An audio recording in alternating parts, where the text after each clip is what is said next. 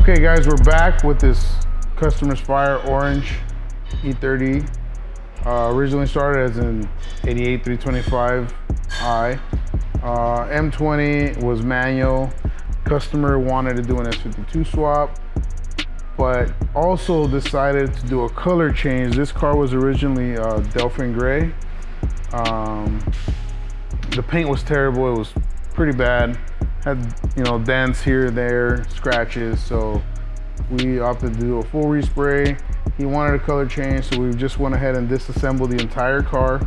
This car wasn't painted by us. It was painted by one of our friend shops, MK Auto Body in San Fernando. Some 88s came with metal bumpers, but with metal valences. So doing the plastic bumper conversion is pretty straightforward on this.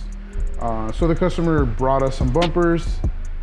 We had the body shop paint them. We installed them, did IS skirts, IS lip. This is pretty much our cookie cutter setup. It's an S52, our CSF modified radiators with our radiator plate on the top, our air box. There's a 3-inch air filter on it in this car because it has a 3-inch MAF. Factory exhaust manifolds with our custom header back exhaust. Motor wasn't rebuilt, it was just a good used engine that we refreshed for the customer. New spark plugs, valve cover gasket, water pump, thermostat, things of that nature. Pretty much all of our cars have AC, which we supply all our AC lines, modify them so that everything looks and functions as it should. E30 M3 engine wiring covers go on pretty much all of our builds, just like you see here. Brake master cylinder reservoir relocation kits, which we make. Stainless steel Vanos line. Again, we have those in stock. Our power steering setup and the steering system on this car is pretty much all factory rack. Customer brought in BC coilovers to get installed. They were already modified, ready to go for the car. Z3 1.9 short shifter, ZF trans, factory clutch setup. And that pretty much sums up the car. Besides, it being color changed, all powder coated window trim, Euro bumper trim. He already had the Euro depot headlights. We just applied the Euro grills to go with that. Has a US Euro plate filler, and then we did the tail lights all red for the customer. But the car runs great, performs as it should, and has all the bells and whistles that you can pretty much have in an S52 swap.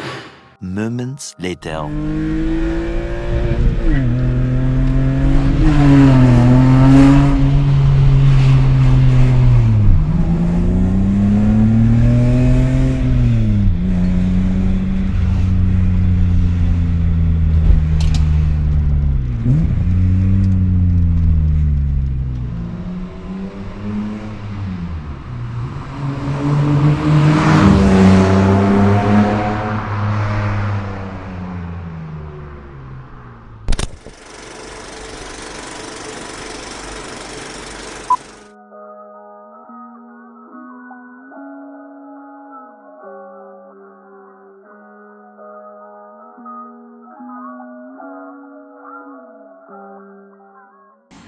So this is the type of shit you want to see. Freaking grabby ass customers want to be touching my titties and shit. While he's on the phone and shit, like on some important shit. He goes and he's like, "Hey Chris."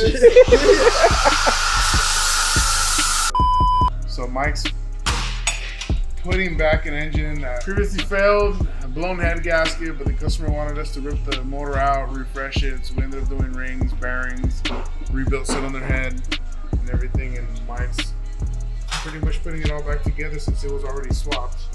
There's not much more than R&R into this car.